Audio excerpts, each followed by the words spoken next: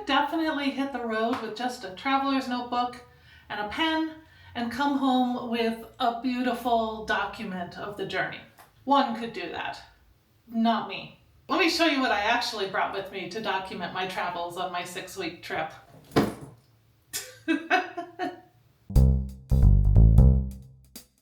Let's unpack this thing and I'll show you what I thought I needed. Now keep in mind this was a road trip for me. I had plenty of space in the car and I really intended this as a working trip. So I wanted to be making a lot of videos using my creativity, showcasing my journals, and I wanted to really enjoy and fully embody the experience of documenting my travels. I brought lots of pens and pencils. These are my watercolor pencils, along with a watercolor brush, just so I could do any color under the sun in my journal. I also brought a larger watercolor set, some colored pencils, a bunch of washi tape, and of course some favorite pens. Actually, I brought all of my favorites. These are the ones that I carry around with me every day and use all the time. Because I always need rags with the watercolor, I also brought this container full of rags for wiping off the colors. Eraser, pencil, clip.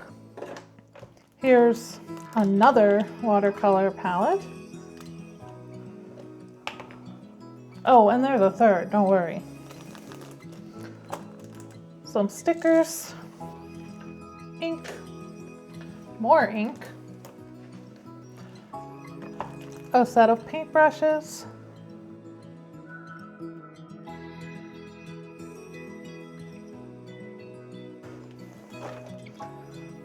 glue, water brushes, micron pens, scissors, and my art toolkit sketch kit, which is a self-contained sketching kit for urban sketching.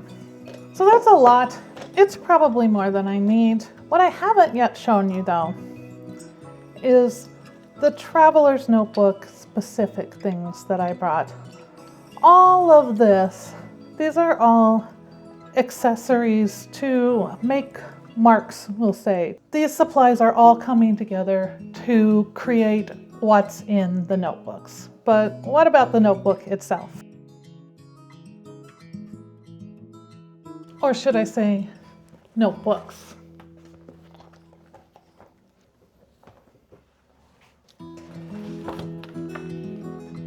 This is my primary traveler's notebook. This is the one I carry with me everywhere. It's where most of my documentation takes place.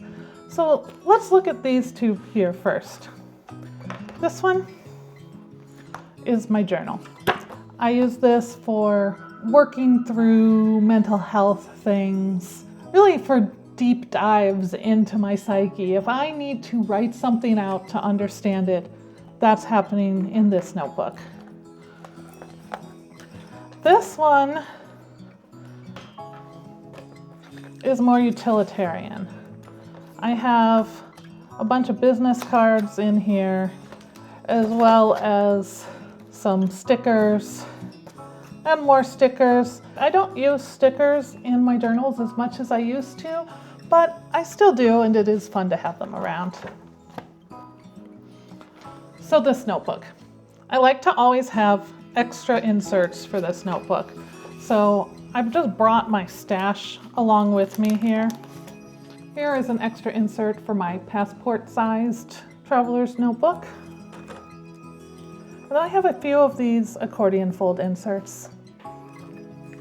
These are my favorite things to use to have a mini journal of each trip that I go on. Here's an extra lined notebook, a folder in case I need to store any tickets or ephemera, an extra grid notebook, another little folder and a previous travel journal that I'm still working on and was hoping to finish up on this trip. You can see some of how this might look towards the end. Now, a lot of my accessories are just held inside this notebook. I've made a video already about my entire current setup for the Traveler's Notebook.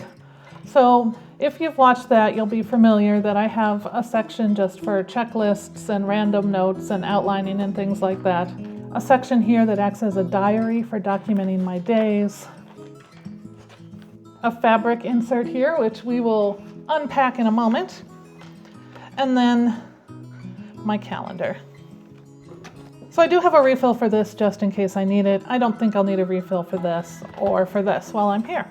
Now inside this pouch, here is where I keep all kinds of things really, but a lot of this is stickers. This is some ephemera, posted flags, but mostly stickers that I use pretty regularly, some plastic pockets as well. I keep a lot of quite useful things in the back part of this insert. First of all, I keep some extra washi tape here. This is nice to have a variety of washi tape with me if I'm working in a cafe or I just hadn't brought a roll with me. Every once in a while, it just feels right to add something to a diary page. I also brought my business cards. These are just some gift cards and punch cards that I have. And I also brought my museum membership cards with me.